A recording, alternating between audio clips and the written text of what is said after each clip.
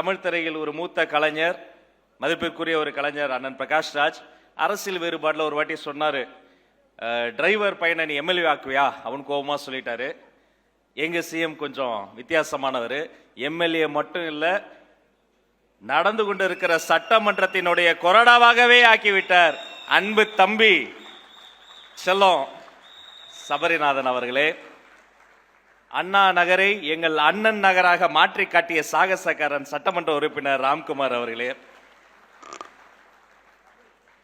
புன்னகை மன்னன் பூக்கடையார் அண்ணன் அவர்களே, கழக மாவட்ட செயலாளர், என் பாசத்திற்குரிய போர் யானைகள் பகுதி செயலாளர்கள் ராஜேஷ் மற்றும் நந்தா அவர்களே, வட்ட செயலாளர்களே, சகல அணி உறுப்பினர்களே, தமிழ் திரையுலகினுடைய மிகப்பெரிய ஒரு ஜாம்பவான் பொக்கிஷம், அதே சிரித்த முகத்தோடு எத்தனை 4 தலைமுறை தாண்டி வீறு நடை போடக்கூடிய சிங்கப்பெண் ஜெயசித்ரா அம்மா அவர்களே, சகல இயக்குநர்களே, தயாரிப்பாளர்களே, இந்த விழா இப்படி நடப்பதற்கு ஒன்றும் இல்லை, நடத்திக்கங்கன்னு மட்டும் தான் நான் சொன்னேன். நல்லா பண்ணுங்க, நல்லதை பண்ணுங்கன்னு தான் சொன்னேன்.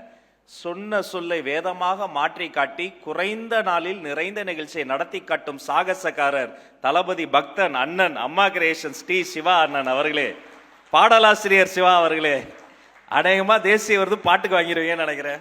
சூப்பரா இருந்ததுண்ணா, அருமையா இருந்தது, நல்ல பாட்டுண்ணா. அந்த பாடல் அவர் எழுத அம்மாவுடைய தவ புதல்வன் அம்ரீஷ் அன்பு தம்பி எங்க பார்த்தாலும் ஓடி வந்து கட்டி பிடிச்சிருவாரு. அவர் இசையமைக்க அந்த குட்டி குழந்தைகள் பாட உண்மையிலே எனக்கு கண்ணு கலங்கிருச்சு, ரொம்ப எமோஷனல் ஆயிடுச்சு.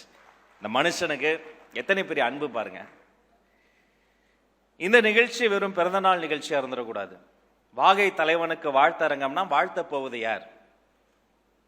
சுவாமி விவேகானந்தர் அவர்கள் சிகாகோவில் பேசிய பேச்சு ஒட்டுமொத்த உலகத்தை புரட்டி போட்டது. ஏன் லேடிஸ் அண்ட் ஜென்டில்மென் என்று ஆரம்பிக்காமல் சகோதர சகோதரிகளை என்று சகோதரத்தை பரப்பினார். அந்த மாபெரும் மனிதன் சொன்னார், 100 இளைஞர்கள் தாங்க இந்த தேசத்தை மாற்றுகிறேன். இதோ இந்த மேடையில் அந்த 100 இளைஞர்களை இந்த தேசத்திற்காக தருகிறோம். இது உங்களுக்கான நிகழ்ச்சி. நல்லா பேசுங்க, நல்லதை பேசுங்க. என்ன பேசினாலும் இதயத்தில் இருந்து பேசுங்க. பேச்சில் 2 வகை, மூளையில் இருந்து சிந்தித்து பேசுவது ஒரு வகை, இதயத்தில் இருந்து பரிசுத்தமாக பேசுவது 2வது வகை. நாகரிகமாக பேசுங்க, நல்ல பல கருத்துக்களை பேசுங்க. மனதில் தோன்றிய கருத்துக்களை அப்படி ஒரு முறை யோசித்து பார்த்து பேசுவது ஒரு வகை. நாம் பேசுவதை கேட்டு அனைவரையும் யோசிக்க வைப்பது இன்னொரு வகை. பொதுவா பேராசிரியர் கூஞான சம்பந்தம் ஐயா 3 படிநிலைகளை பேச்சாளர்களுக்கு சொல்வார். நீங்க இருக்கிறதால இதை நான் உங்களுக்கு சொல்லணும்.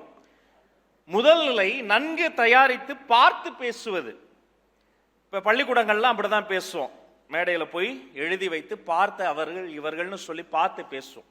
2வது நிலை நல்லா தயாரித்து கொண்டு பார்க்காமலே பேசுவது.